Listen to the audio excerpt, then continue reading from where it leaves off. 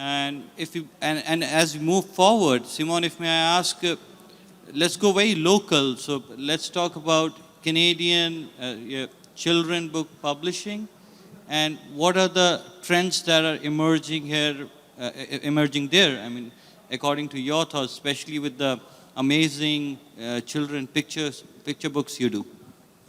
Thank you, Prashant. Before I answer your question, I just want to go back to His Excellency's comment, because as much as we all think and feel that AI and all of the digital tools can be important, we have to remember that they are only they're fed by what we've already done, never by what we will do. And that's the difference between humans and machines. They can only replicate what they've learned, but humans can continue learning forward, and that's why a human author will be always different. There will be AI published books. There already are published AI books. But remember that they are simply a mock copy of what a human thought about many years ago in a book that they published, in a text that they wrote, in a poem that they wrote, a song they wrote. So I just want to say a thumbs up to His Excellency in talking about the importance of humans in that. The second thing, before I answer your question, is the fact also that I don't want to make anybody panic, but the whole question of AI and anything that's digital in this world has been often taken over by very large companies who feel that they have the power to decide what you can or cannot do or should see or should not see. And my sense is that as humans, we have to make sure that it becomes and remains democratic, that it doesn't belong to one individual who can enrich himself, but that it belongs to all so that we can all be enriched as a planet. That's the end of my statements on the trend in technology. In terms of trends in children's publishing in my country, and I would say probably in many of the Western European countries as well, a lot of children's publishing is based not on educational material, but rather slices of life on all aspects of life. I had the pleasure of meeting quite a few publishers here, and I explained to them that one of the things that we are looking at in our schools today is not just textbooks. We have textbooks and we have exercise books, but we have libraries in every classroom filled with books of children's stories that have nothing to do with school. It has to do with life.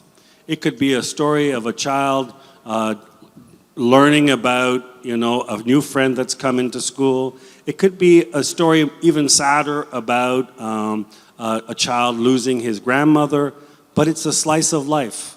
It's a slice of life to which what we want as publishers is not give you answers, but have more questions come out so that children can have that discussion with their parents, their grandparents, their teachers, their librarian, with their friends. I think that's the biggest trend right now. And our books are doing very, very well because there's a lot of teachers. We published a book 4 years ago on family violence.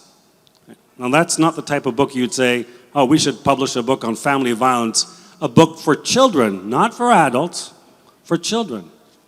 And we published just a small quantity because we thought this is a very niche. And we had to reprint within a month because people out there were saying, yeah, we need books like this. We need our children to be reading these because maybe they'll recognize themselves in this situation and they'll do something about it. So those are the books that I think need to come out, and that are the trends in our area of the world right now. So you mean to say that they need exposure, but controlled exposure of all aspects of life, and that is something that needs to be published for young children? My publishing house believes that everything can be published to a certain extent. I totally agree. And here's where it becomes nuanced. The fact that we publish it doesn't mean that you have to read it. It doesn't mean that you have to buy it for your child. But we believe that they need to exist because somebody somewhere needs it. In my country, we have what's called adoption policies.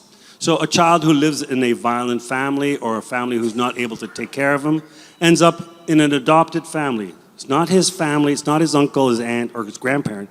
It's somebody he doesn't know. Now, that happens a lot. There's thousands and thousands of children in Canada and in the US who go through that. There is no book about those children. Well, we published a book about a little boy who goes through that process. And I had a teacher friend who told me that in her class, she had a student just like that. And he would read that same book every day. Why? Because he said to the teacher, it's the first time I read a book about myself. And that's the importance. So these books can be complicated. And sometimes we look at them and we say, you can't publish that.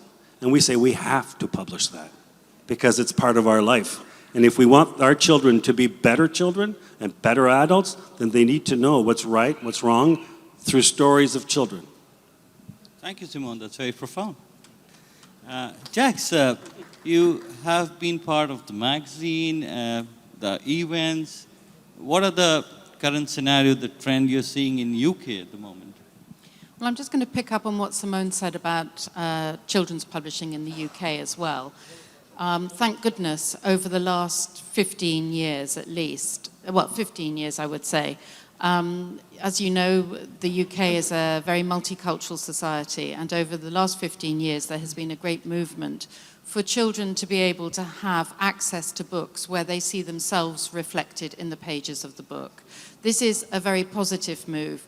It is part of what you're talking about, but this is to make sure that not all books are full of little blonde white girls. So if a little girl who has beautiful dark hair and maybe wears a scarf or whatever, she can see herself in a book as well.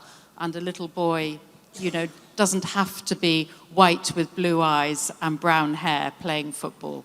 So that, I think, is a really, really positive move in the UK and publishing, and is reflected in children's book sales, which are very vibrant in the UK, both in the picture book preschool sector and in particular in what they call the young adult genre, which I think YA is getting increasingly sophisticated. And if my daughter was still 16, I'm not sure I'd want her to be reading some of the YA books. But anyway, that's different. What other trends? Sorry, I forgot your question. What trends I've seen in general? In the UK, so I mean, UK trends in books I've touched upon, but trends in how we meet each other, how we do business, how we sell books, how we discover books, how we discover the people behind the books. It's so important, and I do totally agree with you about the human nature of books and actually celebrating author talent, illustrator talent, actually celebrating the talent behind the supply chain of the really boring bits of books, but getting books into people's hands, celebrating booksellers.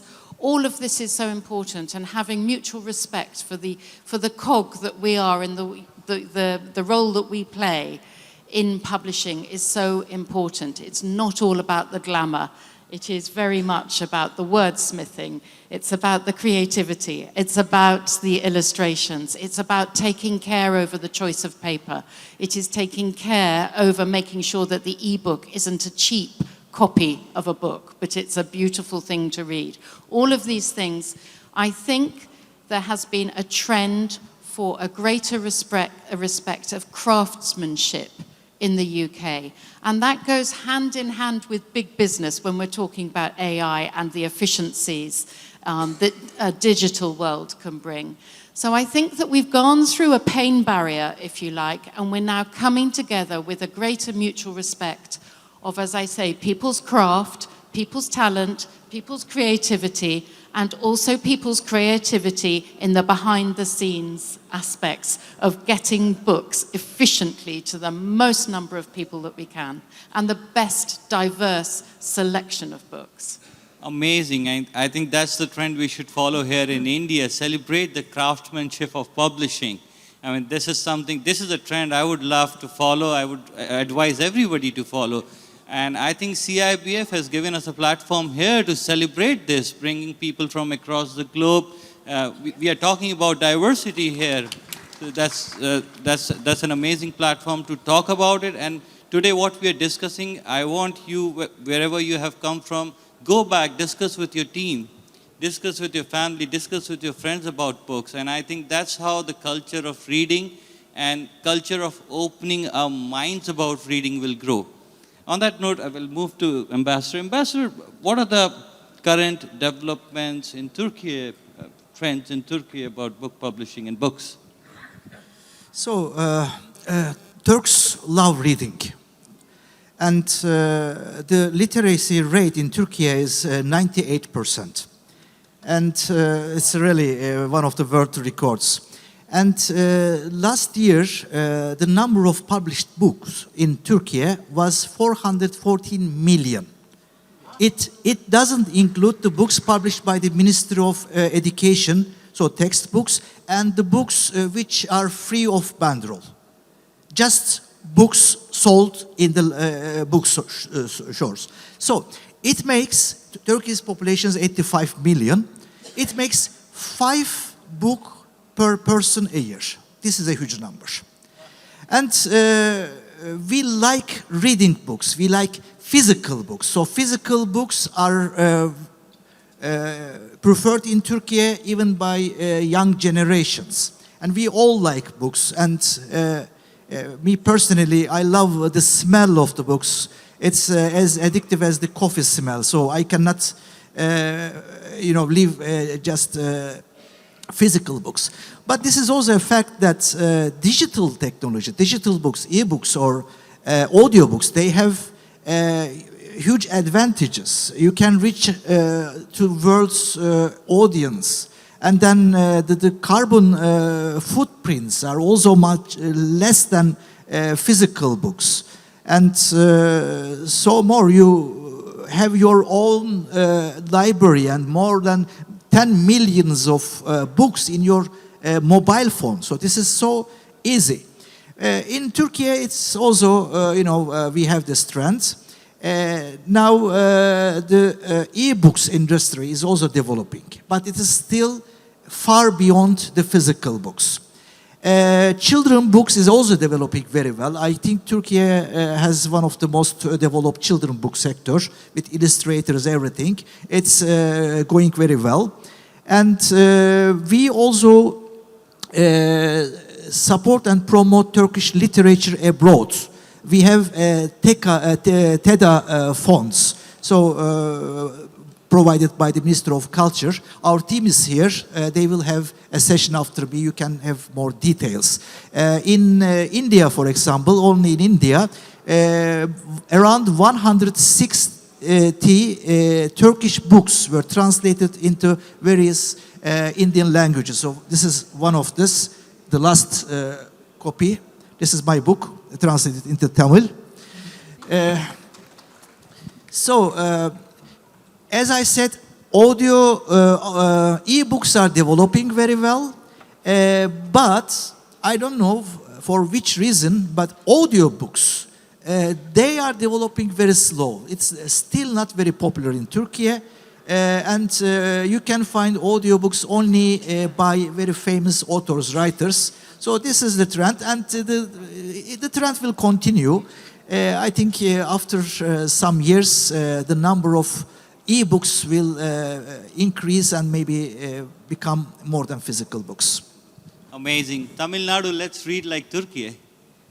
Yeah, they have the population of 85 million and Tamil Nadu is 60 million. Let's ram this up. Let's follow the example. We are running short of time, so Mr. Senthil, just a couple of minutes. Can you? I just want to say a few things about CIBF's orientation and success. Today, His Excellency has shown the book. It is published by us, translated and published by us. A few things are happening. After CIBF, many publishers are working with global organizations. For example, with Turkey, with the TEDA organization, we have so many books by so many publishers now being translated and some are published. Just an hour back, we had a session on French translation supported by the French Institute. We saw that the most number of books translated and published this year, 2024, with the support of French Studies Tamil. So what's happening through this international association, Tamil books are now translated into other languages and other language books are coming, and CIBF is becoming a kind of platform where these exchanges are started to happen. With this, very soon we will rival the reading population of Turkey, because we have to say that. I love this Because- competition going on here. Let's this is- keep this forward. Yeah. Amazing. So now what's happening in the last couple of years, I am seeing, because since I involved in CIBF, there are so many international book fairs are coming up, not just Frankfurt, not just London, every state in India, every country in the world is now emerging in the book scenario. We are happy to be part of it. Thanks. Unfortunately, we are running short of time. We are out of time, so we'll not be taking questions. But the panelists are around the fair, and you can go and talk to them if you have any specific questions. Thank you. Thank you so much for having here and talking about the trends in publishing. Thank you so much, CIBF, for giving us the opportunity to talk about trends in publishing. Thank you. Thank you, Prashant.